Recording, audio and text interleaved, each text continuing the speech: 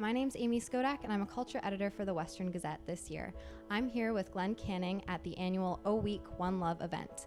Glen is an advocate for sexual assault victims, and he just finished his speech for all of the first years out here during their O Week orientation. So Glen, is this your first time speaking at OneLove? It's my first time speaking at OneLove, and you really do feel that here. It's a wonderful crowd. It's a wonderful group of people. So how did you hear about OneLove? What made you want to speak at our event? Western University reached out to me and asked me if I'd come talk. One of the people in Western, he'd actually been to a talk that I was at before. And then he mentioned my name. Some other people had heard that I've done talks before at universities and high schools, so they reached out and asked me if I was available and free, and any chance I get to talk, I'd like to. Yeah, for sure. So I got invited. So how do you feel that events like OneLove impact university campus culture, especially with the story that you had to share with us today? I think the more people share stories like the one I have, the more people will start to understand that this isn't right. It's not how society has to be. A lot of people will start to understand, their words have an effect on other people. I just think that by the time people get to university, there may be someone there who is not willing to understand consent or healthy relationships or what the boundaries are, and there probably will be, and I know that that's happened at Western before. But if you start talking about how important it is to stick up for each other and not be a bystander, you really are hoping that there will be a much bigger crowd of people there who are going to help someone who may be targeted. And I think that's just extremely important to talk about and to let people know we all have a role in ending violence. Thank you. And what is your key takeaway message that you would want students and people viewing this event tonight to take away from your talk?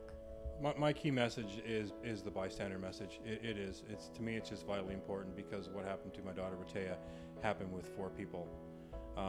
And there was actually another person came over later on and saw everything that happened, and it just, I can't get my head around that all these people would think that this is okay and that no one actually stood up and said, we got to do something here, we got to help this girl.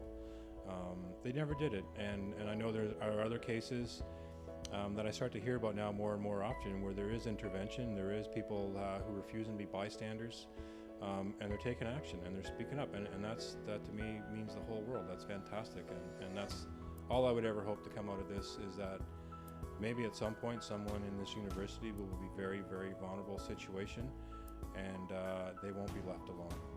And what kinds of steps do you think that universities and just our generation in general should be taking in order to continue to make positive steps forward and make sure that people do stand up, people do speak out, and they don't remain bystanders? They have to do a lot of educational work, I think, a lot of intervention kind of work. I know with universities,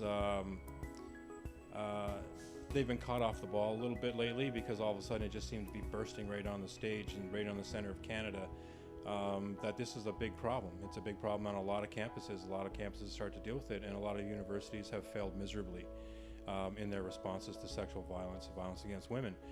I do think, though, that generally there has to be a zero tolerance policy.